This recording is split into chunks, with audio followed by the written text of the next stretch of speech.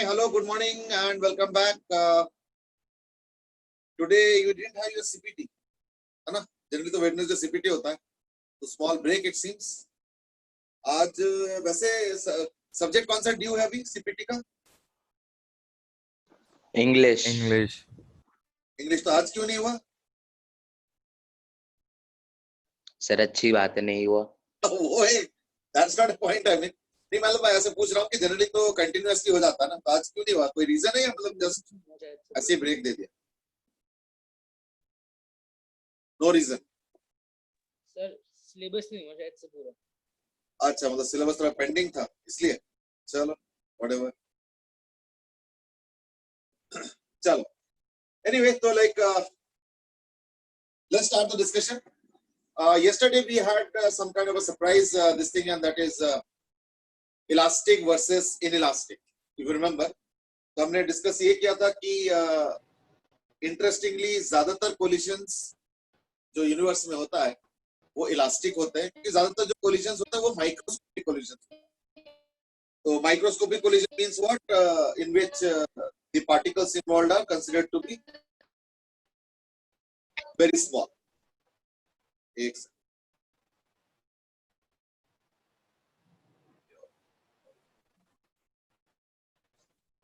So like the particles considered are very very small. Ayush Gupta, तुम्हारे sound on है, please उसको mute कर लो। आप किसी डिस्कशन के बारे में कह रहे थे, परसों कह रहे थे कि कुछ बच्चे बिल्कुल रिस्पॉन्स नहीं करते, ऐसा कुछ आप डिस्कशन करोगे अगली क्लास में, तो कल भूल गए आप। सब याद है मुझे, ऐसे कुछ नहीं है, भूला कुछ नहीं है। डोंट वरी, ऑब्वियसली कुछ रीजन से मैंने कल नहीं किया, वो भी बाद में पता चल जाएगा। ठीक है ना?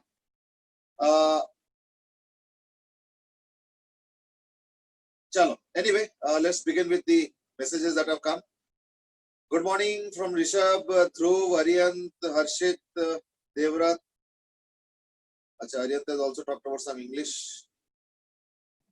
अंश अग्रवाल has said कि क्या अगर CPT नहीं हुआ तो क्लास नहीं होगा? CPT नहीं होगा तो क्लास नहीं होगा, इसके बारे में तो आइडिया नहीं। आई थिंक वो तो शेड्यूल आ गया होगा, है ना? क्रिश की कार में से 2 स्नेक निकले। अच्छा, वो कार पार्क रहा होगा मेरे ख्याल से। ठीक है, 2। अच्छा 2। चलो गुड। एक निकल गया, एक अंदर ही रह गया, निकला ही नहीं अब तक। चलो सर्च करो, उसका वीडियो लेके अगर डाल दोगे ना तो वायरल हो जाएगा आजकल। One more serious question is from Aditya Mathur, that is when will the half yearly start? Well half yearly का जो एग्जाम का नॉर्मली डेट होता है, अभी नॉर्मल तो हट चुका है, तो इसलिए कोई रिफ्रेश होके डेट बने तो आई don't no, but half yearly का जो नॉर्मली डेट बनता है दैट इज मिड सितंबर, तो around 15 September is what I expected. तो सिलेबस भी पूछा जा रहा है, ठीक है ना? तो हाफ ईयरली सिलेबस में क्या होगा, तो एक तो वर्क और एनर्जी हो जाएगा, कंप्लीट हो जाएगा, और रोटेशन का भी थोड़ा सा स्टार्ट कर, जस्ट थोड़ा सा स्टार्ट हो पाएगा, ज्यादा तो नहीं हो पाएगा, बट यस वर्क और energy definitely will be over, ठीक है ना? Syllabus, work energy, Ariyant has asked about syllabus, तो like syllabus as I said, work energy के अलावा भी थोड़ा सा आएगा, क्योंकि वर्क एनर्जी तो आई थिंक इस वीक में तो नहीं होगा, बट नेक्स्ट वीक के स्टार्टिंग में खत्म होता है ना? तो देयरफॉर आई थिंक उसके बाद रोटेशन वाला पार्ट स्टार्ट करेंगे। तो अगर मान लो 15 सितंबर को स्टार्ट होता है, तो 15 सितंबर के पहले कुछ 4-5 दिन लगा लो, मे बी हफ्ते भर लगा लो, तो वो स्टडी रिवीजन टाइम का होता है। तो I think rotation will start and finish off at least what 10-15% of it, है ना? थोड़ा बड़ा चैप्टर है, ठीक है ना? देव हैज आस्क्ड कि आपका ये रूम क्या अलग सा है, कोई रूम है टीचिंग का? वेल टीचिंग का रूम तो नहीं है, खैर ये अलग से कुछ, इनफैक्ट टीचिंग का रूम तो अलग से कोई बनाता भी नहीं है, तो लॉकडाउन की वजह से ही हुआ है। Interestingly it is my bedroom come study room, तो उसी में से कुछ कॉर्नर पे किया है, मतलब may be someday I will give you a visual glimpse of what is there around. अगर ज्यादा curiosity है तो, ठीक है ना? कुमार आदित्य has asked कि वीडियोस पे कमेंट क्यों ऑफ कर देते हो आप? Well, that's an interesting question. Videos पे आप कमेंट क्यों ऑफ कर देते हो? As such, I don't have any issue. But कई बार कुछ लोग जो है ना ऐसे ही just for fun, I mean कई बार इधर उधर के कमेंट्स भी कर देते हैं, तो वो फिर एक क्राउड में अच्छा नहीं लगता है, it doesn't look good, I mean, तो इसलिए नहीं किया, बाकी और कोई रीजन नहीं है. It is just that sometimes because in online there is anonymity, है ना, कि कौन क्या लिख रहा है, कुछ भी लिख रहा है, कुछ भी, आई मीन सीरियसली लिखा है तो अलग बात है ना, बट अदरवाइज कुछ भी हो सकता है. It sometimes spoils the atmosphere. अब जैसे मान लो यहीं पे एक अच्छा सा माहौल है, सब इंटरेक्ट करते हैं, सब अच्छे से वो करते हैं, मान लो अगर किसी ने कुछ उल्टे सीधे हरकतें कर दे तो फिर रेस्ट्रिक्शंस आ जाएंगे. जैसे कई बैचेस में क्या होता है, एंट्री होता है, फिर एक एक जने को वीडियो चेक कर करके एंट्री करते हैं, फिर बाद में रूम लॉक कर देते हैं, बाद में एग्जिट एंट्री अलाउड नहीं है, बहुत कुछ है, कई बैचेस में किया जा रहा है, इवन विद इन एमडीपीएस आल्सो. तुम लोगों के लिए तो कुछ भी नहीं है, पासवर्ड भी ओपन है. जब तक मैं लॉगिन करता हूँ तब तक तो मैं देखता हूँ 8-10 लॉगिन हो चुका है, ये पासवर्ड भी पता ही है, तो like for you certain freedom has been given. अब फ्रीडम का अगर मान लो कोई मिसयूज करता है तो इट्स अ प्रॉब्लम. अब अगर एनोनिमस होता है तो पता ही नहीं चलता कौन क्या लिख देंगे, कौन क्या करेंगे, तो इट स्पॉइल्स द एटमॉस्फेयर. और इसका पर्पस कोई ऐसे पब्लिसिटी तो है नहीं, जस्ट दैट ठीक है एक बना रहेगा, तो like even if you want to revise and all, तो you can do that. So that's the basic purpose, ठीक है ना. देव सेज कि आपके सब्सक्राइबर्स तो अभी 145 हुए, ठीक, let it happen as it is, I am not really so much, है ना. गर्व सेज कि किड्स मोड ऑफ कर दीजिए अपने वीडियोस पर. वेल उसके कुछ खास plus minus, any plus minus on that? Sir mini player mode में नहीं जाता आपका वीडियो, फिर पॉज हो जाता है. सर जैसे ही नीचे लेके जाते हैं बंद हो जाते हैं. सर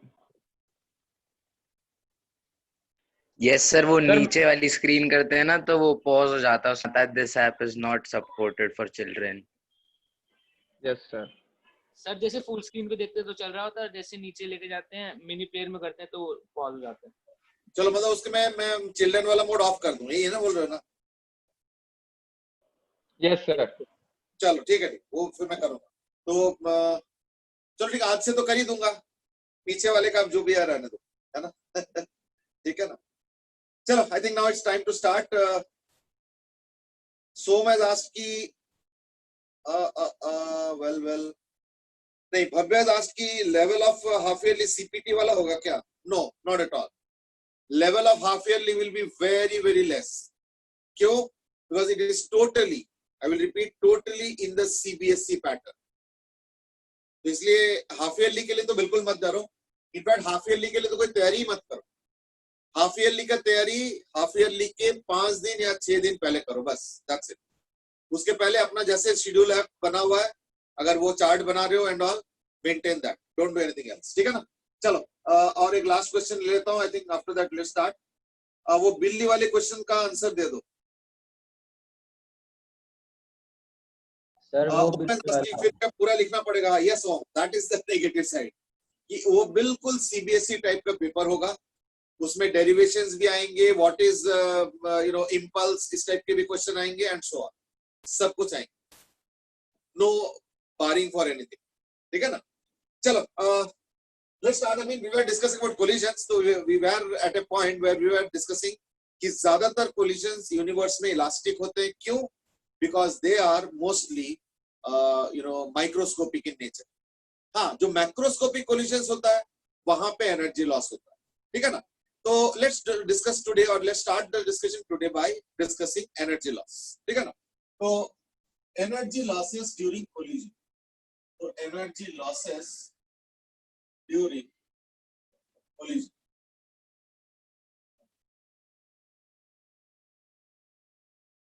मैं एक पॉइंट पहले क्लियर कर दूं, इज दैट देखो, एज पर से एनर्जी कोई लॉस नहीं है. क्यों? क्योंकि मान लो दो ऑब्जेक्ट्स कोलाइड किए, तो यानी जब कोलाइड किए तो साउंड आया. अब कोलिजन में से जो एनर्जी था उसका ही एक पार्ट साउंड में कन्वर्ट हुआ, तो देखो ओवरऑल एनर्जी तो उतना ही रहेगा ना. So what do we mean by energy loss in collision? What we mean by energy loss during collision is energy in kinetic energy form. So when I say losses, overall कोई loss नहीं होता है.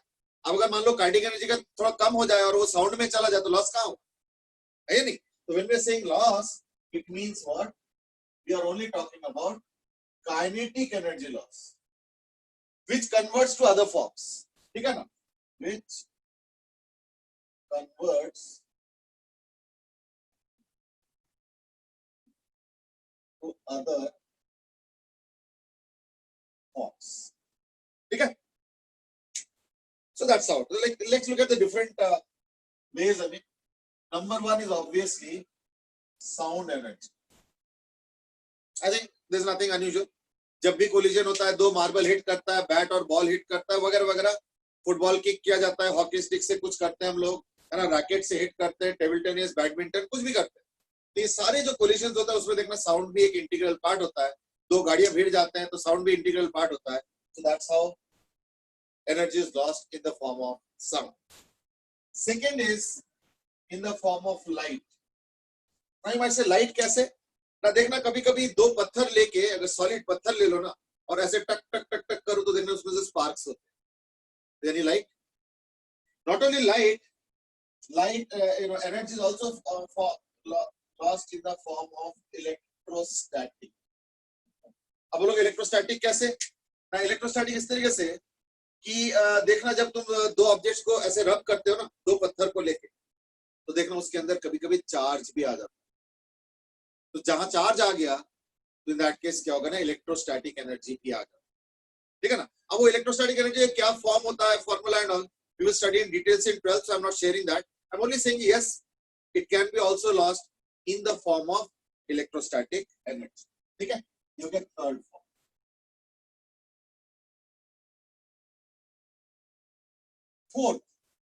Fourth एक और form of energy होता है. Now that's a little surprising maybe at times.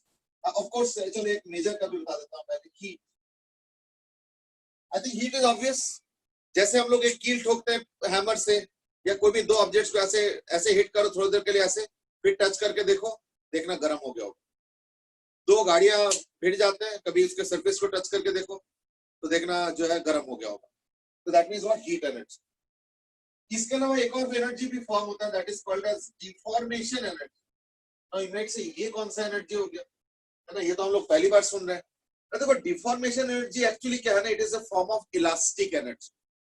It is a form of elastic energy. अभी elastic energy क्या है, it is similar to a spring energy. अभी इसके डिटेल्स में नहीं जाऊंगा मैं ज्यादा, but I am just giving an idea. I mean that deformation means what. Actually क्या होता है, देखो ये तुम लोग या तो केमिस्ट्री में पढ़ चुके हो या तो शायद केमिस्ट्री में पढ़ोगे, दोनों में से एक है. देखना जो बॉन्ड लेंथ बनता है उसके आसपास का जो एनर्जी का प्रोफाइल होता है वो करीब करीब ऐसे, एनर्जी वर्सेस डिस्टेंस का देखना प्रोफाइल ऐसे. ये तुम लोग देखना डिटेल में पढ़ोगे in chemistry, so don't worry on that. The point is that यहाँ पे ये होता है लोएस्ट एनर्जी फॉर्म, और ये जो डिस्टेंस होता है ना बिटवीन टू एटम्स जिसके वजह से बॉन्डिंग होता है, ये होता है bond length. This is called as bond length, ये वाला. और ये लोएस्ट फॉर्म, लोएस्ट एनर्जी है. अब अगर तुम डिफॉर्म कर दो तो यानी डिफॉर्म में तुम क्या करोगे, या तो मॉलिक्यूल्स के गैप बढ़ाओगे या तो मॉलिक्यूल्स के गैप घटाओगे. यही डिफॉर्मेशन होता है या नहीं. तो how do we deform really, that's because from the original configuration if we change it, that's deformation. Now change does not mean increase or a decrease, it can be either. तो increase भी हो सकता है, decrease भी हो सकता है. अगर increase होगा तो जरा ध्यान से देखो, टोटल एनर्जी जो है ना नेगेटिव होता है एट दिस पॉइंट. ये ग्राफ अभी ये ग्राफ कहां से आया ये मत पूछना अभी, because that would require a lot of extensive discussion, तो उसमें मैं जाना नहीं चाह रहा. What I would only suggest is that ये ग्राफ देखना तुम लोग केमिस्ट्री में पढ़ोगे, तो अब मैं उस पर डिटेल में जाऊंगा तो फिर काफी टाइम लग जाएगा, इसलिए मैं जाना नहीं चाह रहा हूँ. अगर पढ़ चुके हो वेल एंड गुड, नहीं पढ़ चुके हो तो देखना ये ड्यू कोर्स में कभी ना कभी पढ़ोगे. ठीक है ना. तो ये देखना लोएस्ट एनर्जी फॉर्म होता है यहाँ पे, और वही होता है बॉन्ड लेंथ। अब अगर तुम इससे डिस्टेंस बढ़ाओगे, let's say I increase the distance, I can increase also, I can decrease also. अगर इंक्रीज करोगे तो भी देखना एनर्जी देखो बढ़ गया, ये देखो एनर्जी बढ़ गया। और अगर डिस्टेंस डिक्रीज करोगे, ये देखो, तो भी देखो एनर्जी बढ़ गया। क्योंकि मान लो ये अगर -20 है और अगर ये मान लो -10 हुआ, तो एनर्जी तो बढ़ ही गया ना, है नहीं? बल्कि मैंने गलती किया कि मैंने ग्राफ को इतना छोटा, ये हो गया इसका एनर्जी, ये होता है bond length, this is the bond length, मतलब distance between the two particles in the bonded form. अगर बढ़ाओगे डिस्टेंस तो भी देखो एनर्जी बढ़ गया, और अगर घटाओगे डिस्टेंस, ये देखो, तो भी देखो एनर्जी बढ़ गई। यानी एक्स्ट्रा एनर्जी स्टोर हुआ ड्यू टू व्हाट? डिफॉर्मेशन, क्योंकि स्टेबल तो बॉन्ड लेंथ पे होता है, और अगर मैंने डिफॉर्म करके घटा दिया या अगर डिफॉर्म करके बढ़ा दिया तो एनर्जी यहां से यहां आ जाता है या यहां से यहां आ जाता है, तो यानी क्या होगा ना, बढ़ जाता है। तो वो एनर्जी डिफॉर्मेशन में स्टोर हो जाता है, that is what is called as deformation. ये इसका टेक्निकलिटी है, वो अलग बात है कि हमारे लिए इतना कोई रिलेवेंट नहीं है, बट चलो ठीक है, ऐसे ही डिस्कस कर लिया, तो हम डिस्कसिंग है ना।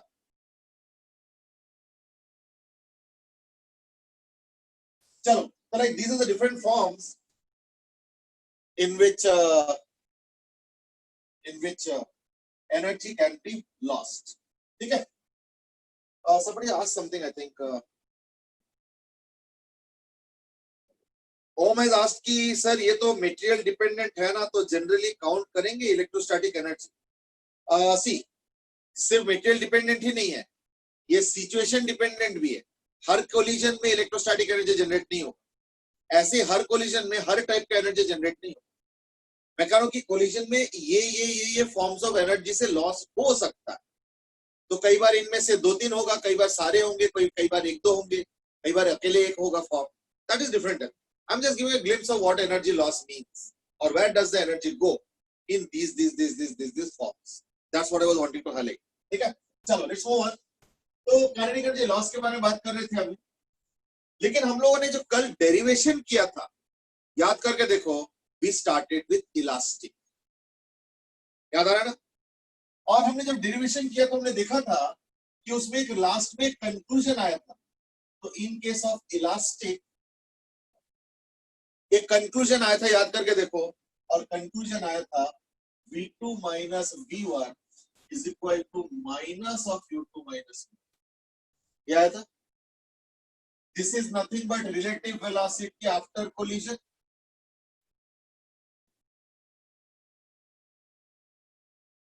And this is relative velocity before collision. इस कनेक्शन को या इस फॉर्मूला को या इस एक्सप्रेशन को देखते हुए साइंटिस्टों ने एक पैरामीटर इंट्रोड्यूस किया। पैरामीटर क्या इंट्रोड्यूस किया? E. That is called as coefficient of restitution. Coefficient of restitution. E क्या होता है? E को डिफाइन किया गया as minus of relative velocity after collision by relative velocity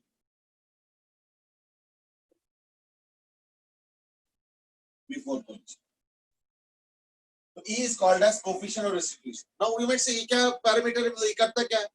Now E basically gives us the idea as far as the nature of collision is concerned. So if you're wondering how, let's understand. देखो अगर elastic हो गया तो क्या होगा? In case of elastic collision, है ना? तो E क्या होगा? E हो गया minus of relative velocity after collision, यानी V2 minus V1 by relative velocity before collision, यानी U2 minus V1. लेकिन एक चीज बताओ, इलास्टिक कोलिजन में तो दोनों बराबर होता है। देखो V2 minus V1 is equal to minus of U2 minus V1 minus of U2 minus V1, दोनों बराबर होता है।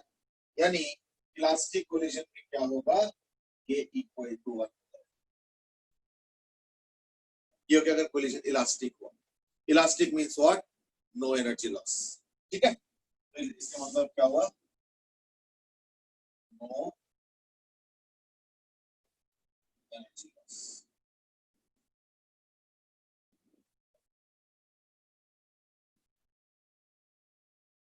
ठीक है, एक बार अच्छे से देखो। When I say no energy loss means ये जितने फॉर्म्स मैंने लिस्ट किया था उसमें से कोई भी नहीं है, यानी काइनेटिक एनर्जी ही रिशफल होके बन जाएगा। ठीक है, that's the first thing. Then obviously would like to know कि अगर एनर्जी लॉस हुआ तो क्या होगा? ना E का वैल्यू होता है नॉर्मली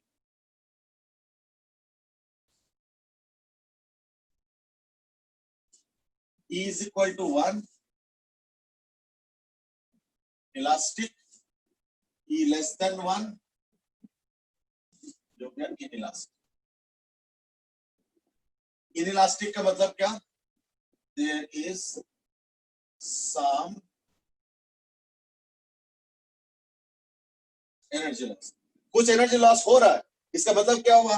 इसका मतलब half m1 v1 square plus half m2 v2 square is less than half m1 u1 square plus half m2 u2 square. I hope you remember the figure yesterday. मैं yesterday वाला ही figure continue कर रहा हूं, मैंने कोई change नहीं किया। ध्यान रखना, ये ना हो कि कोई गलतफहमी हो जाए। मैं मतलब चल मैं बना देता हूं बस। तो ये हो गया m1, ये m2, इनके initial velocities u1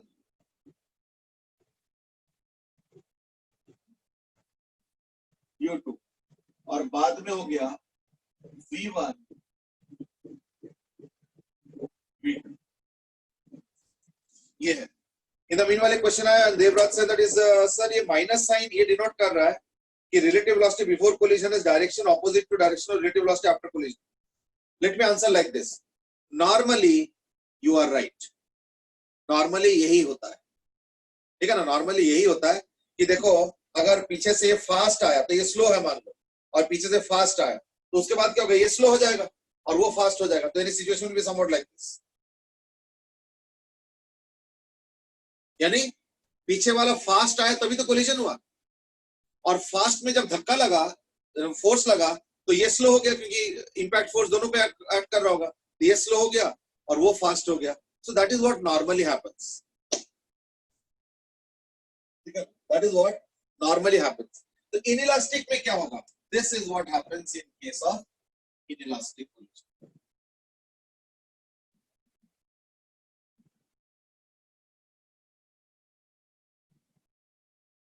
inelastic collision, ठीक है, यानी ये जो मैंने लिखा है ना, this is what happens normally.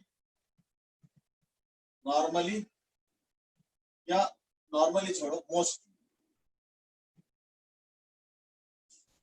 तो उसमें से E इक्वल टू 1 तो इलास्टिक का हो गया और ये हो गया inelastic. Now you might say ये आपने मोस्टली क्यों लिख दिया, है ना? You might say. तो मैं एक सवाल पूछूंगा, is that can you imagine when, can you give an example of when E is less than 0? Think of it. सोचने में क्या जाता है? E less than 0. There is another question from, and this is from Deham, and that is, sir ये आपने E is equal to 0 भी तो include कर लिया, E is equal to 0 भी include किया है? The answer is yes. And he has given an explanation. तो मैं उसको पढ़ के सुना नहीं रहा हूँ. Let me throw it to everybody as a question. E is equal to 0 बोलते तुम लोग क्या समझते? Let's see what is the answer.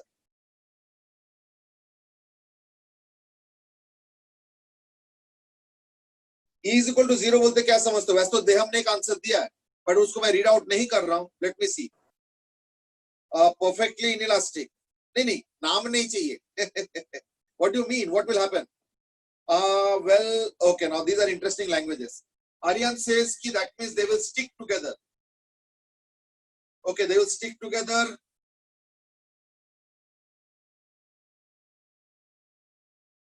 Moving together is what Aum Pathak says. Dhruv Sharma says particles stick together after collision. Shreyasi says both move with the same velocity in the same direction. Kumar Aditya says all energy lost. Okay, Somdatta says final velocity of both are same.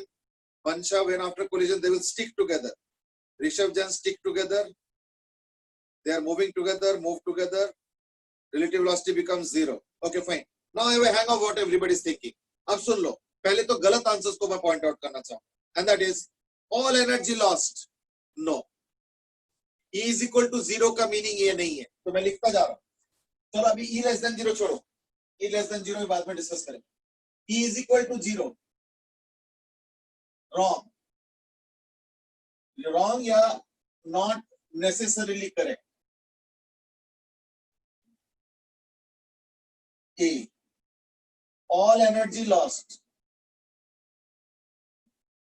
ऐसे जरूरी नहीं है, हो भी सकता है, मना नहीं कर रहा हूं, तभी मैंने लिखा है या तो रॉन्ग होगा या तो नॉट नेसेसरली करेक्ट. ये क्या है? ऑल एनर्जी लॉस्ट, ये जरूरी नहीं है. This answer that have come up. B, they stick together. Again जरूरी नहीं है, अगेन जरूरी नहीं है. ठीक है, एक और भी था. Now Mansha has given another interesting answer, that is maximum energy loss. Okay, that's a good answer. So let me also now give you the correct ones. तो इसका actual meaning क्या है ना? Means that relative velocity after collision equal to 0. That's right. ये वाला सही था. Now you might say यही तो हो गया, फिर stick together. भाई रिलेटिव वेलोसिटी अगर 0 हो गया, इसका मतलब वेलोसिटी सेम हुआ. वेलोसिटी सेम हुआ तो वेलोसिटी सेम हुआ मतलब दे स्टिक टुगेदर. यानी ऐसे आया, मान लो कुछ ऐसे जा रहा था, you they stick together. The answer is that if you tell me relative velocity 0 just after collision, okay, पर इसके मतलब वो चिपक गया और हमेशा चलेगा ऐसे कोई जरूरी नहीं है. हम लोग एग्जांपल्स बाद में करेंगे जहां पे देखना E is equal to 0 पे जरूरी नहीं कि they will stick together. ठीक है, so I will only say relative velocity equal to 0 after collision, है ना? Relative velocity after collision is 0 just after collision. ये हो गया, ठीक है ना? This is what it is. Stick together जरूरी नहीं. All energy loss, no, but yes, maximum energy loss.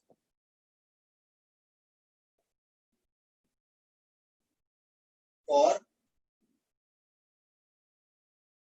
यानी अगर मैं E के स्केल में 1 से लेके 0.9, 0.8 इस तरीके से अगर मैं करता हूं, ठीक है ना, 0.9, 0.8 इस तरीके से अगर मैं करता हूं, 0.9, 0.8, 0.7 करते करते करते 0 करूंगा, तो ध्यान से सुनना.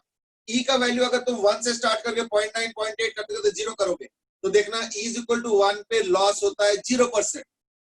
लॉस ही नहीं होता, तो मतलब 0% लॉस. फिर देखना जैसे जैसे E का वैल्यू 0.9, 0.8, 0.7 होता जाएगा, देखना लॉस का परसेंटेज बढ़ता जाएगा. तो यानी मैं इसको इस तरह से लिखूंगा, देखिए जगह तो है नहीं, ये सब तो मिटा सकता हूँ. As E decreases from 1 to 0, percentage loss increases from 0% to maximum percentage. मैंने 100% नहीं लिखा, ध्यान रखना, मैंने 100% नहीं लिखा. मैक्सिमम परसेंटेज, अब वो मैक्सिमम 60 भी हो सकता है, 40 भी हो सकता है, I don't. That will depend again on situation, यानी डिपेंडिंग ऑन सिचुएशन. ये मैक्सिमम कितना होगा, I don't know, depending on situation. ठीक है ना? So these are the things. तो E is equal to 0 का ये मतलब होता है. Now some of you might still debate is that अपने इसको क्यों मना कर, इसको क्यों मना कर, है ना? तो मैं एक एग्जांपल देना चाहूंगा, बट वो एक न्यूमेरिकल है, तो थोड़ा सा इंतजार करो. मैं इसको एक्सप्लेन अच्छे से कर दूंगा कि मैं इसको तो एग्री कर गया, मतलब इसका भी एक फर्दर मीनिंग है. This means the two bodies have same velocity after collision. तो मैं इसको एग्री कर गया, लेकिन इसको एग्री नहीं किया, क्योंकि दोनों में थोड़ा सा फर्क है. ये चीज, ठीक है। सो मैं आज की कैन वी से the final velocity of both the, ये तो एग्री कर गया मैं, ये तो बिल्कुल सही बोला है, ठीक है ना। चलो ठीक है, now I think that's it. तो ई इज इक्वल टू 0 का डिस्कशन सफिशिएंट हो गया। अब हम लोग चलते हैं ई लेस देन 0। क्या ये पॉसिबल है? ई लेस देन 0, ये मैं बता दो ना।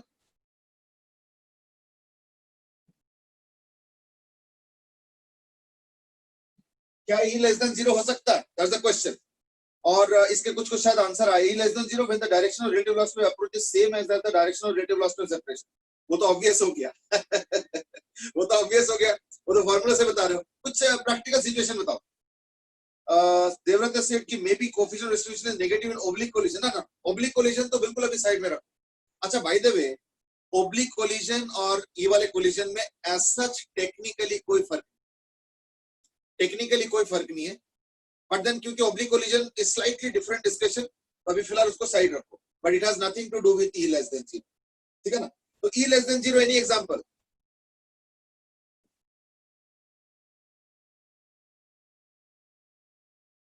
चलो ठीक है, let me give the example. If a body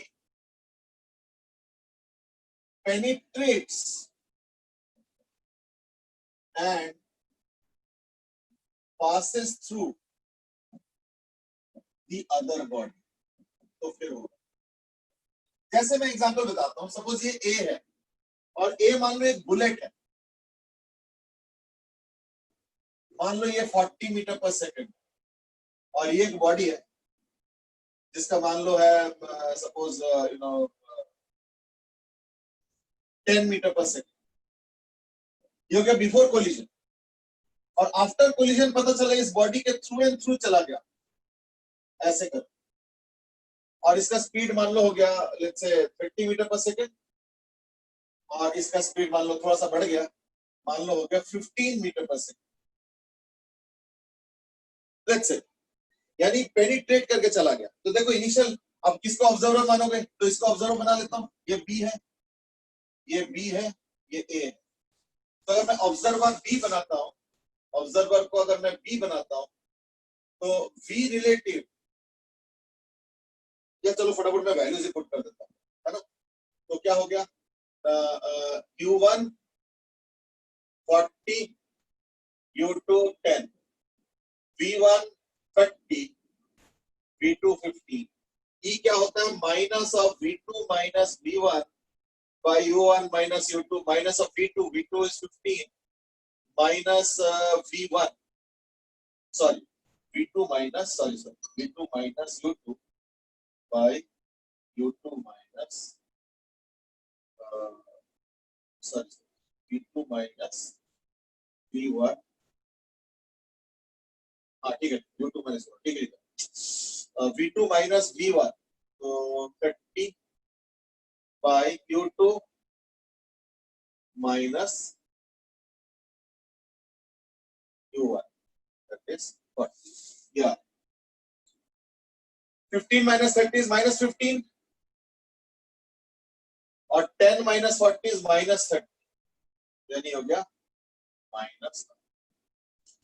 ठीक है ना। तो अगर मान लो एक बॉडी दूसरे को पेनिट्रेट करके चला जाता है, इन दैट केस देखो क्या हो रहा है ना, E is less than 0। Fine, that's the answer. Dhruv Sharma is later on given and that is bullet passing through a target. बिल्कुल सही बात बोला है। I don't know whether you give the idea before I told. Energy के बारे में क्या कह सकते हैं इस केस में? E लेस देन 0 में एनर्जी के बारे में क्या कह सकते हैं? नहीं, एनर्जी तो लॉस होगा ही होगा।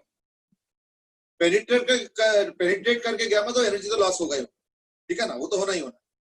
बाकी कैलकुलेशंस कितना है all that will do slowly. I am just introducing the idea of sine of E। अभी एक और सवाल भी है, अभी रुको। So मैं asked that the initial final velocity of the body is greater than the collision as compared as before. चलो ठीक है, that's a theoretical answer। I was giving a more practical touch to it, so that's how। अगर penetrate कर जाता है तो E का value less than 0 होता है। Now my question, क्या E greater than 0 भी हो सकता है? Sorry, greater than 1 ये भी हो सकता है। तो देवव्रत दास की E less than 0 पे एनर्जी पे क्या कमेंट करेंगे? एनर्जी तो लॉस ही होगा, पेनिट्रेट करके जा रहा है मतलब एनर्जी लॉस ही होगा, डोंट वरी। ठीक है ना? हाँ, तो इसका बताओ, E greater than 1 कभी हो सकता है?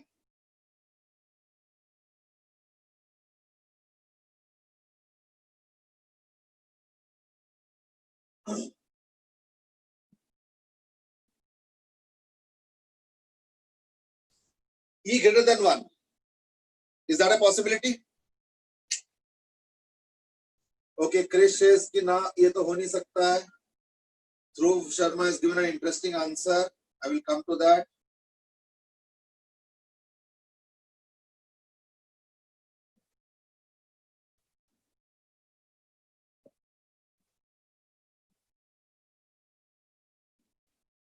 चलो, हर्ष लोहानी says कि नहीं, possible नहीं है. Okay. In case of explosions, it is possible. In fact, मैं एक और सवाल भी पूछूंगा, जब greater than 1 है तो क्या infinity हो सकता है? Is equal to infinity possible? The answer is yes. कैसे? मैं एक काम कर रहा हूं, मैं दो ऐसे टुकड़े लेता हूं, इमेजिन करता हूं,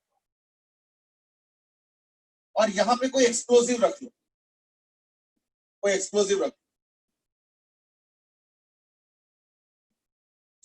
Let us say after explosion ये 20 मीटर पर सेकंड जा रहा है, ये 20 मीटर पर सेकंड जा रहा है. Let's say तो ये 20 मीटर पर सेकंड, ये 20 मीटर पर second.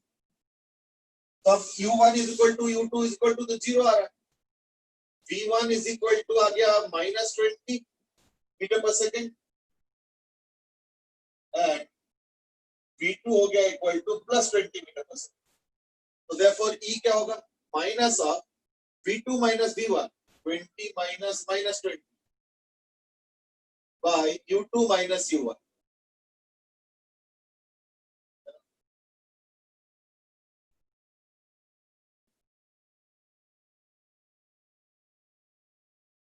That's it.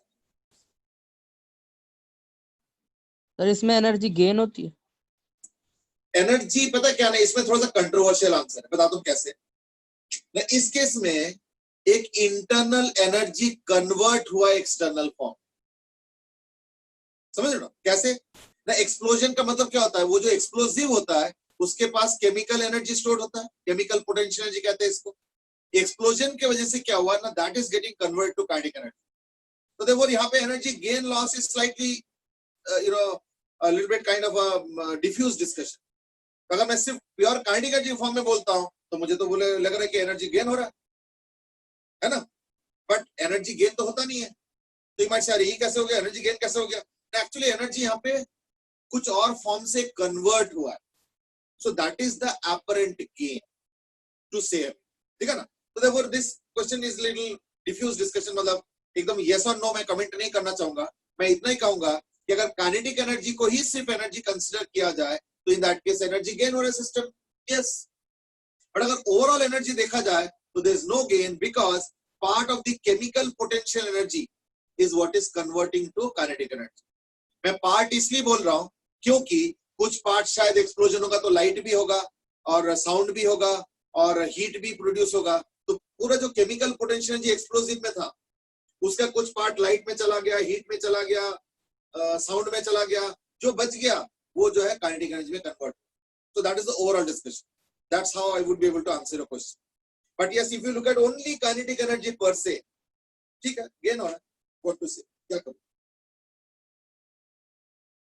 Now Deham has asked which one, how to decide which one is V2 or which one is V1. Your choice. Doesn't matter. ठीक है ना, वो तुम्हारा चॉइस. अपने आप साइन कन्वेंशन वगैरह ले लेना, वो तो कोई दिक्कत नहीं, ठीक है. क्योंकि यू नो ऊपर भी रिलेटिव वेलोसिटी, नीचे भी रिलेटिव वेलोसिटी. मैं समझ रहा हूं, तुम अगर बोलोगे नहीं मैं तो इसको लूंगा तो फिर तो आंसर नेगेटिव आएगा. तो अगर उसको लोगे तो अगर ऊपर का नेगेटिव है तो नीचे का भी तो नेगेटिव आ जाएगा, क्योंकि रिवर्स तो दोनों को कर रहे हो ना. तो therefore it won't matter, it won't really matter, ठीक है ना. और अगर तुम एक्सिस भी बदल दोगे ना तो भी इसलिए मैटर नहीं करेगी, वही एक्सिस ऊपर भी होगा वही एक्सिस नीचे भी होगा. तो इसलिए कोई फर्क नहीं पड़ता है, तुम जिसको मर्जी बॉडी 1 और जिसको मर्जी बॉडी 2 ले सकते हो. यानी देखो ओवरऑल इंप्रेशन क्या हो गया फिर ना, ई का वैल्यू इसका मतलब माइनस इन्फिनिटी से लेके कुछ भी हो सकता है प्लस इन्फिनिटी तक. भाई कुछ भी हो सकता है, इसका मतलब यही तो रिजल्ट आ रहा है ना. तो द आंसर इज यस, बिल्कुल बात सही है। तो देन यू माइट से फिर आपने वो क्या लिखा था कि E is less than equal to 1 and greater than और इक्वल टू 0। तो अगर याद होगा, अब तो खैर मिटा दिया मैंने, बट मैंने लिखा था कोलिजन्स नॉर्मली ऐसे ही होते। नॉर्मली मतलब पेनिट्रेट नहीं कर रहा है, एक्सप्लोजन नहीं हो रहा है ना। अगर देखते हो तो नॉर्मल जो कोलिजन्स होता है, हिट किया चला गया, ऐसे कोलिजन्स में E का रेंज 0 से 1 ही होता है। और वो जो बाकी है मैंने बताया लेस देन 0 और greater than 1 and all, those are slightly extraneous things. ठीक है, एक्सप्लोजन हो गया फिर तो मामला ही अलग हो गया, है ना। तो दैट्स हाउ, यानी इस चैप्टर में तो हम लोग E बिटवीन 0 एंड 1 यही फोकस करें। बट इसके मतलब ये नहीं कि हम आंखें बंद कर लें, इसलिए मैंने बाकी डिस्कशन भी किया, just to have a more enlightened over. और कोई बात, ठीक है। So let's move on.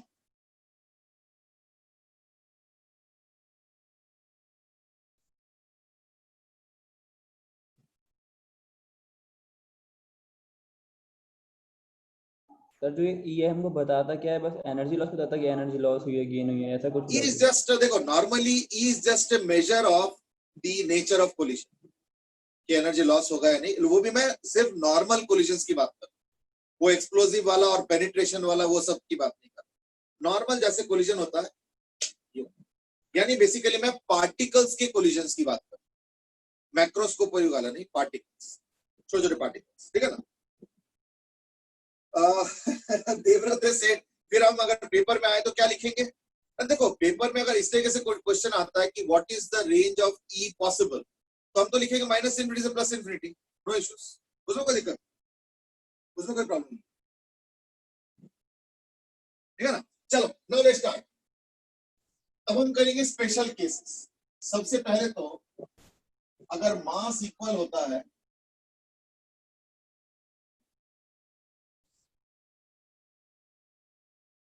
और अगर इसको कुछ u वेलोसिटी दे दो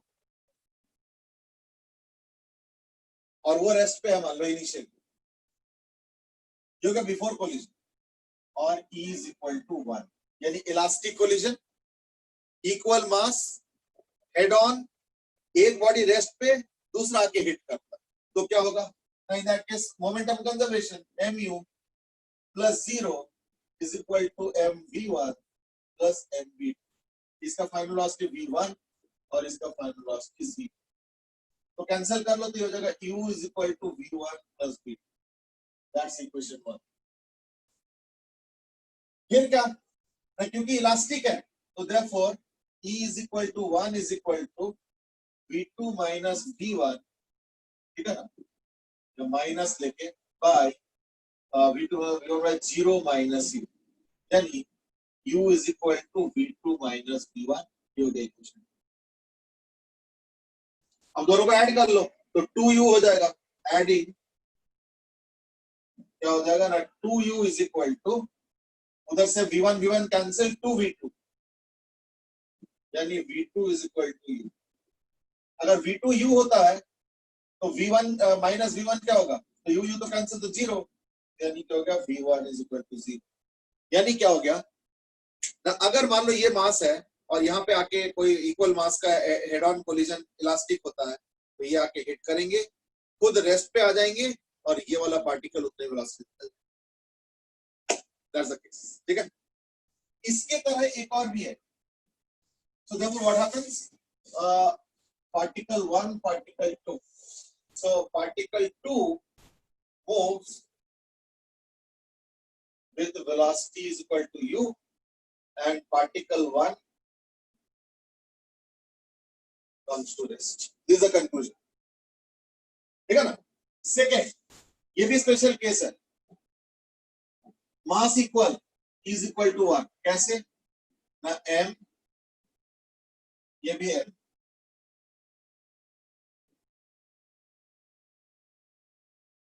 अगर इसका u1 है, इसका u2 है, तो क्या होगा, तो let's say after collision v1 और इसका आफ्टर कोलिजन v2, यानी mu1 plus mu2 is equal to mv1 plus mv2, यानी हो गया u1 plus u2 is equal to v1 plus v2।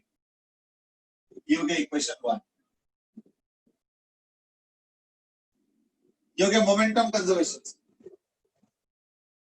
और E is equal to 1 से क्या मिल रहा है? Now 1 is equal to minus of V2 by V1 minus U2 by U1. इसका मतलब ये हो गया कि U1 minus U2 is equal to V2 minus V1. ये हो गया इक्वेशन। दोनों को ऐड कर दो, तो U2 U2 खत्म हो गया, 2U1 adding 2U1 is equal to, इधर देखो V1 खत्म हो गया, 2V2 यानी V2 is equal to U1। और अगर मैं V2 को यहां पुट कर लेता हूं एज U1 तो U1 कैंसिल होगा, तो V1 is equal to U2 and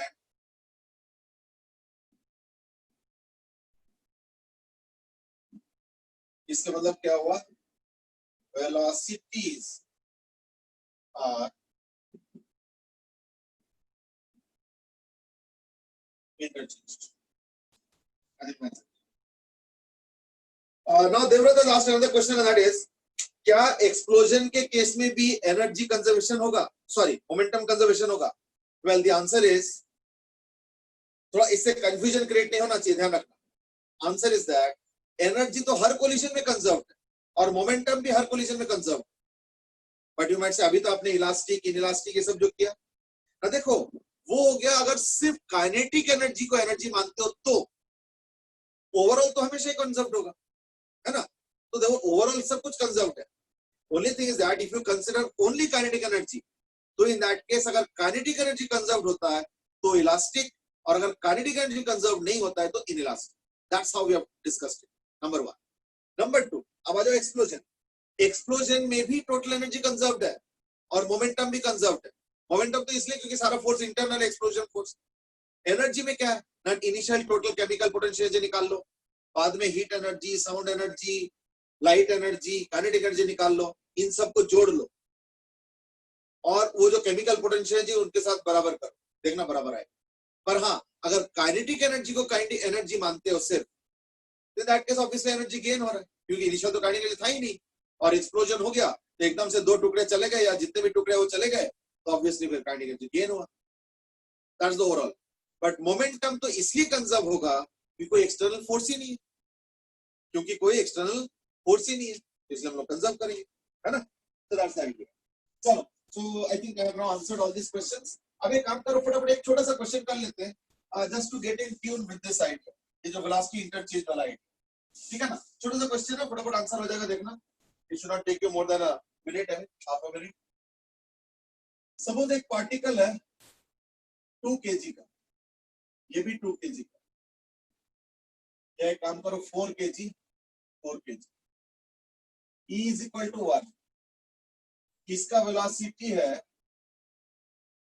10 metre पर सेकेंड, इसका वेलोसिटी है 8 मीटर पर सेकेंड। ये इनिशियल है। क्वेश्चन इज फाइंड, ये ऑब्जेक्ट ए है, ये ऑब्जेक्ट बी है, find A overall percentage loss or gain. Similarly, find out percentage loss or gain for A, and C is percentage loss or gain for B. When I say loss and gain or whatever, it is in terms of energy. ठीक है? Go ahead. जल्दी करो। It's an easy question हमें, और वो भी equal मास दे दिया तो क्वेश्चन और इजी हो गया, ऊपर से इलास्टिक भी दे दिया तो क्वेश्चन और भी इजी हो गया, है ना? जल्दी करो।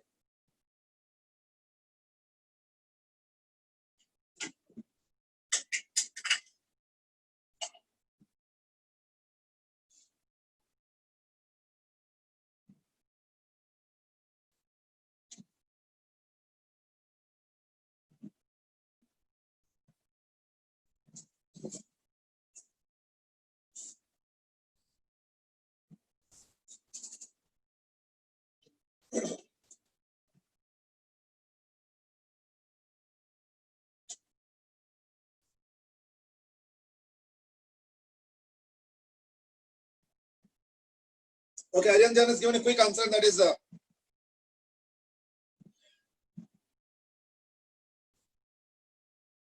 0, -72 or +72.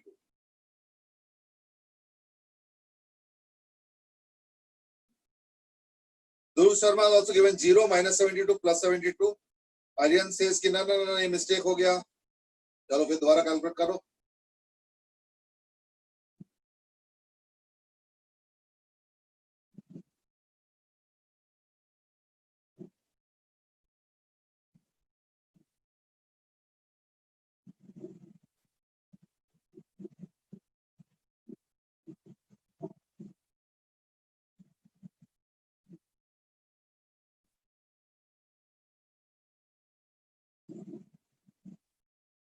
Okay.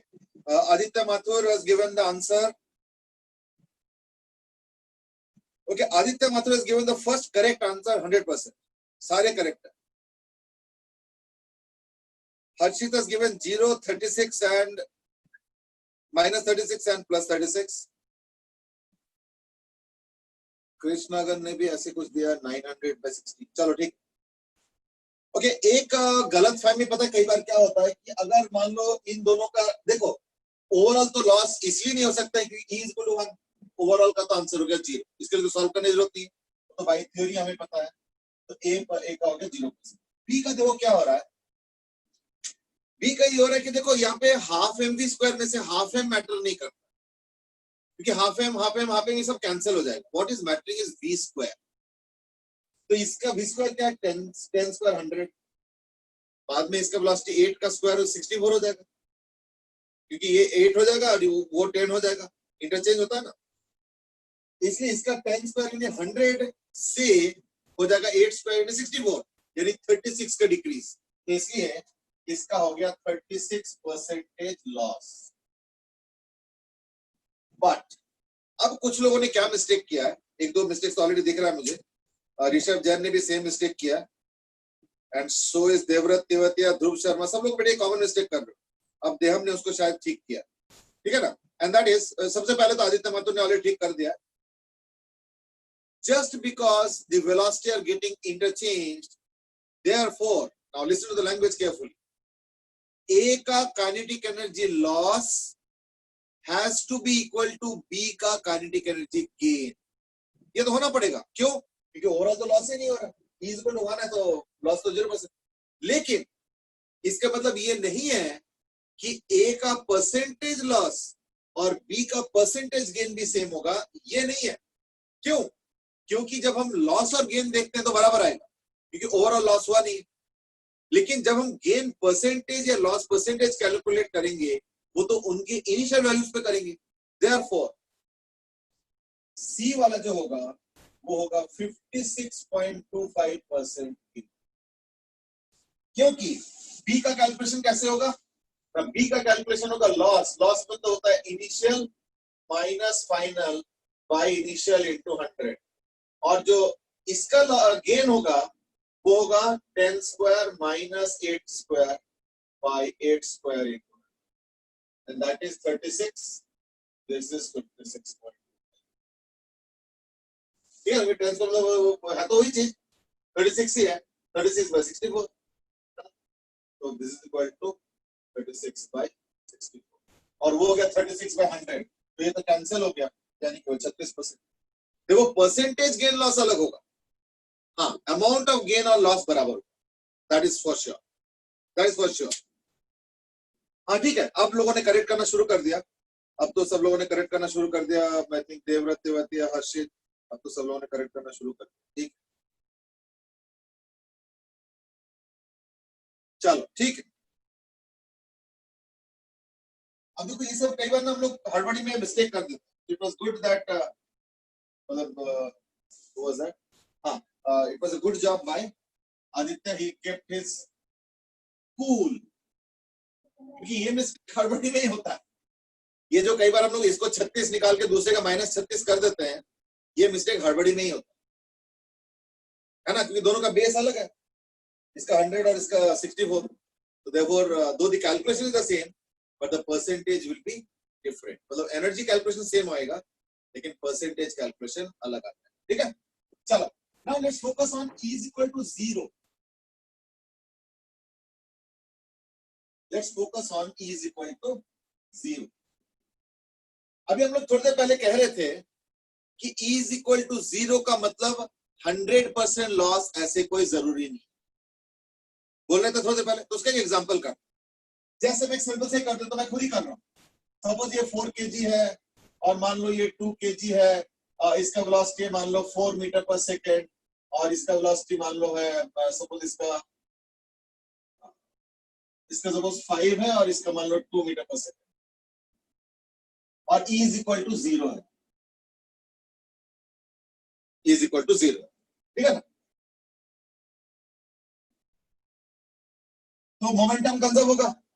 E is equal to 0 का मतलब क्या हुआ?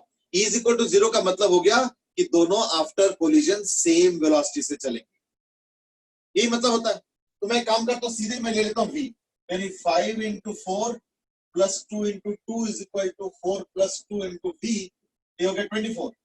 कैसे ना, 20 plus 4 24, 6 into V, यानी V is equal to 4 metre पर सेकेंड।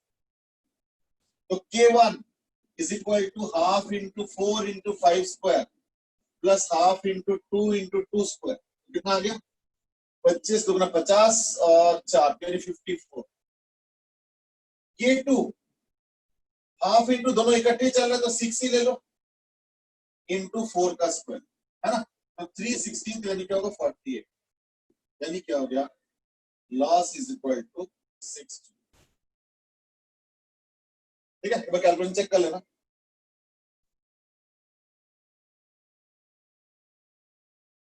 देखो क्या पूरा लॉस हो गया? नहीं हुआ ना? क्या पूरा लॉस हो गया? देखो जरा,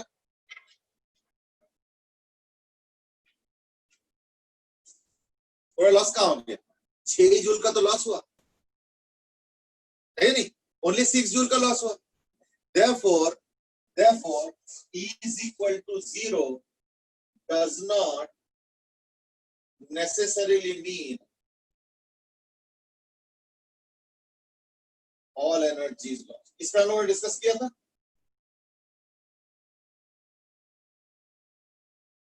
अब मेरा सवाल सुनो, question, if E is equal to 0, when is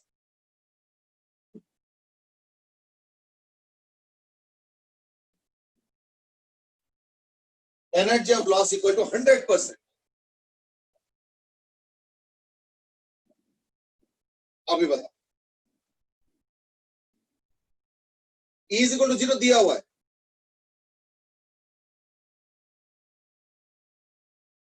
good answer Dhruv has given a very good answer। Actually आज मैंने एक चीज देखा कि ध्रुव शर्मा ने थियोरेटिकल 3-4 क्वेश्चंस का आंसर अच्छा दिया और मैथमेटिकली आदित्य माथुर ने आंसर दिया। देखो, so what you are giving as an answer is some kind of after effect. तो तुमको इनिशियल बताना है कि जब बॉडीज मूव कर रहे हैं इनिशियली बिफोर कोलिजन, तो यानी क्या कंडीशन होना चाहिए कि सारा एनर्जी लॉस में चला जाए। E is equal to by the way 0 है।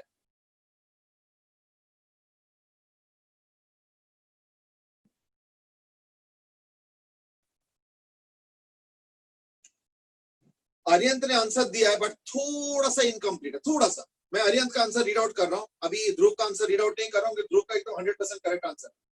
अरियंत का आंसर है when they collide after coming from opposite direction। मैं एग्री कर गया, लेकिन ये 100% आंसर नहीं हुआ। Now Aryant has changed it, and that is they collide from opposite direction and come with same velocity। देखो, opposite direction में velocity same तो नहीं हो सकता। खैर, I think you meant speed अभी, and coming with same speed अभी भी ठीक नहीं हुआ।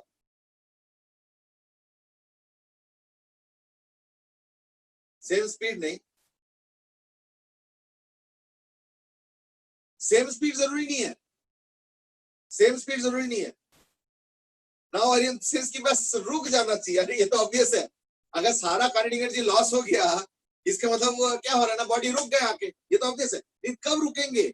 E इज इक्वल टू 0 वाले केस में कब रुकेंगे, यही तो सवाल है। चलो ठीक है, अब कुमार आदित्य ने एकदम सही आंसर दिया, but let me read out Dhruv's initial answer, क्योंकि ध्रुव ने काफी पहले दे दिए थे आंसर।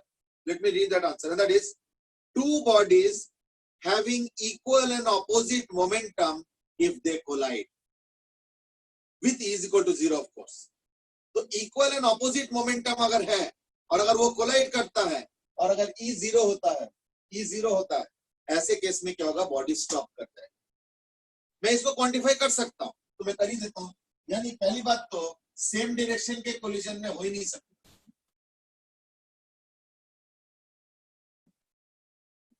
अगर E इज इक्वल टू 0 है तो बॉडी स्टॉप कब कर जाएंगे, जब m1u1 minus m2u2 is equal to 0।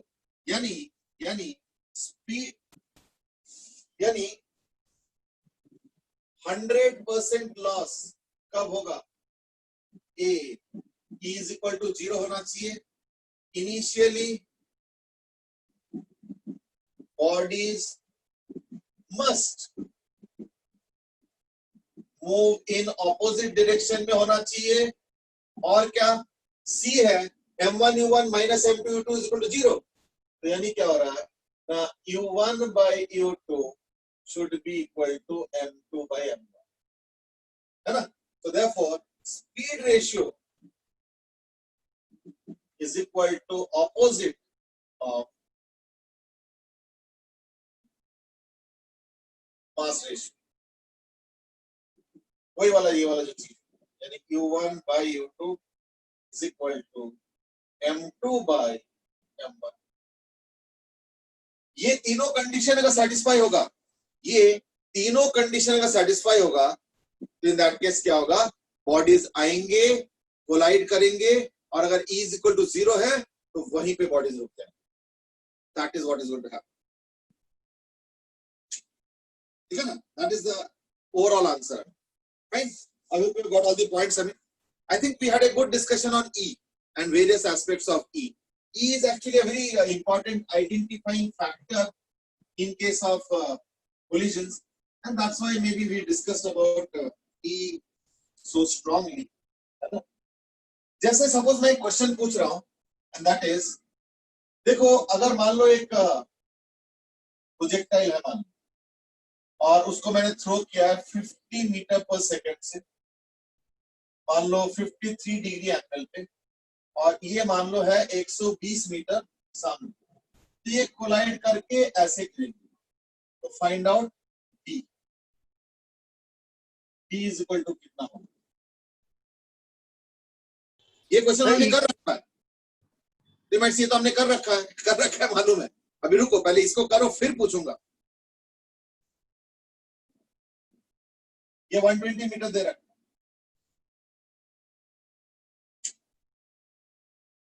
इसका आंसर दो जरा, आसान क्वेश्चन है मुझे मालूम है, तो क्या होता है, आसान आसान भी करो। सर इक्वल्स टू 0 में ही 100% लॉस हो सकता है। कौन सा, हाँ, क्योंकि E अगर कुछ भी होगा, हाफ है, 1/10 है, +1 है, +2 है, माइनस हाफ है, कुछ भी हो, तो यानी रिलेटिव वेलोसिटी एग्जिस्ट कर रहा है। रिलेटिव वेलोसिटी एग्जिस्ट कर रहा है तभी है। तो रिलेटिव वेलोसिटी एग्जिस्ट कर रहा है मतलब किसी का तो वेलोसिटी होगा ना, तो किसी का काइनेटिक एनर्जी होगा। और देखो वेलोसिटी माइनस हो या प्लस हो, काइनेटिक एनर्जी हमेशा प्लस होता है। इसलिए 100% लॉस सिर्फ E इज इक्वल टू 0 पे हो सकता है। बल्कि इसको एम्फसाइज कर लो, है ना, दिस इज अ मस्ट, ये मस्ट है। इसका आंसर ऑलरेडी कुछ लोगों ने दे दिया, कुछ लोगों ने दिया 30, कुछ लोगों ने दिया 120, कुछ लोगों ने दिया 120। ओके, आदित्य माथुर ने 120, कृष्णनगर 120, अरियन जैन 120। चलो ठीक है, सबने 120 दे दिया ना, ठीक है। सर E नहीं बताया था आपने, हमने तो इसलिए 120 दिया है। नहीं, कुछ नहीं बोला तो बाय डिफॉल्ट हम लोग हमेशा इलास्टिक मानते हैं। अब मैं E बताने वाला हूँ, उसी पे आ रहा हूँ, अभी रुको उसी पे आ रहा हूँ, ठीक है ना।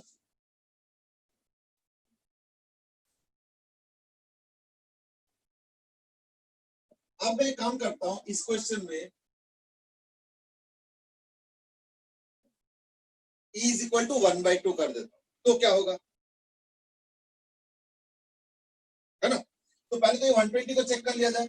अगर मैं इसका रेंज निकालता हूं तो क्या आ रहा है, रेंज अगर करता हूं तो that is 2u² sin theta cos theta by g, ये होता है। तो 5 5 और 4 to the 12 2, यानी 240। तो ये तो 120 मीटर पे, तो यानी क्या होगा, बेसिकली ये फिगर गलत है, ये फिगर एक्चुअली इस बार ऐसे है, यानी अपने ओरिजिनल पॉइंट पे ये रिटर्न करेंगे, ठीक है ना, ओरिजिनल पॉइंट पे ये रिटर्न करेंगे। और अगर मान लो e is equal to half करोगे तो क्या होगा, देखो जो वेलोसिटी से वापस आएंगे वो क्या होगा, आधा हो जाएगा, तो इसलिए क्या होगा ना, वो यहाँ पे आएगा। तो यानी पिछले बार तो ये वापसी वाला पॉइंट 120 आया था, अब क्या होगा, ये 60 मीटर हो जाएगा। इसलिए सबने 60 60 60 60 लाइन से 60 आ गया। चलो वेरी गुड। अब मेरा क्वेश्चन सुनो, अब मेरा क्वेश्चन है कि सपोज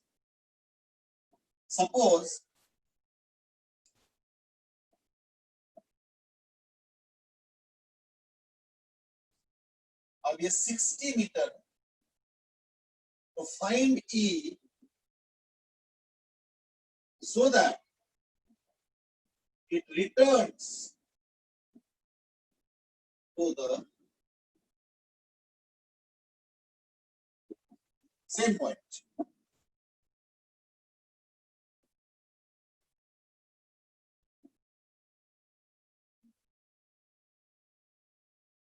एक काम करो, इसको 40 कर, और कैलकुलेशन आसान हो जाएगा, और कोई बात नहीं।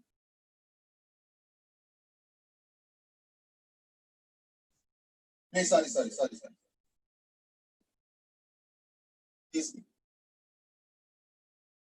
तो कैलकुलेशन को थोड़ा आसान करने के लिए, और कोई बात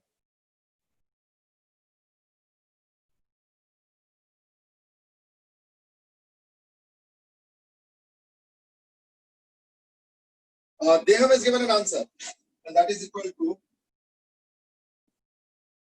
E का answer and that is equal to 1/7. Som has written 1/8, Rishabh Jain 1/7, Harshit Lohani 1/7, Dhruv Sharma says 1/7 and so on. Okay, एक आंसर 1/8 आया, बाकी सबका 1/7 आ रहा है। देव, सैयद, रूपल, ध्रुव, सानिया, ठीक है ना, स्नेहा,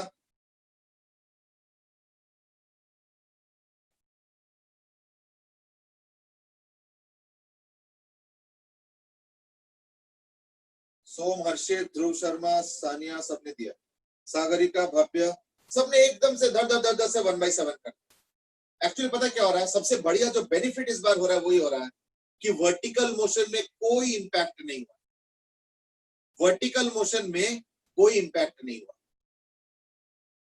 यानी उतना ही टाइम लगेगा, टाइम ऑफ फ्लाइट में कोई चेंज नहीं है ना। तो अगर मान लो मैं पूरे जर्नी को देखता हूं, इसको अगर मैं डिवाइड कर दूं तो इस तरह से आ रहा है, ये वॉल हो गया, ये ऐसे हो गया इस बार, तो ये 240 होना था, ये रेंज 240 है, पर 30 पे कर रहा है, यानी कितना बच गया, 210, टाइम उतना ही लगना है, तो यानी यहाँ का वेलोसिटी 1/7 होगा तब जाके होगा, है ना, क्योंकि 210 मीटर के टाइम में उतना ही कन्वर्ट हो रहा है, कवर कर रहा है जितना कि पहले 30 मीटर में कन्वर्ट कर रहे थे, मतलब 30 मीटर कवर करने में टाइम जो लगा 1 सेकेंड, है ना, तो यानी क्या हो गया, अब जो है क्या होगा, 1/7 हो जाएगा, है नहीं, तो देयरफॉर ई का वैल्यू क्या आ गया ना, 1/7, ठीक है, देख लो अच्छे से, चलो ठीक है। अभी just in the middle of the discussion, I mean it's a hot discussion या हीटेड डिस्कशन चल रहा है, अच्छी बात है, तो हम लोग जो है ना इसको कल टेक फॉरवर्ड करेंगे, अभी और बहुत कुछ बचा है कोलिजन का, तो we will discuss collision in more details too, ठीक है, चलो आज के लिए इतना, ओके बेटा, have a good day, thank you and have a good day, thank you sir and have a good day. Thank you, sir.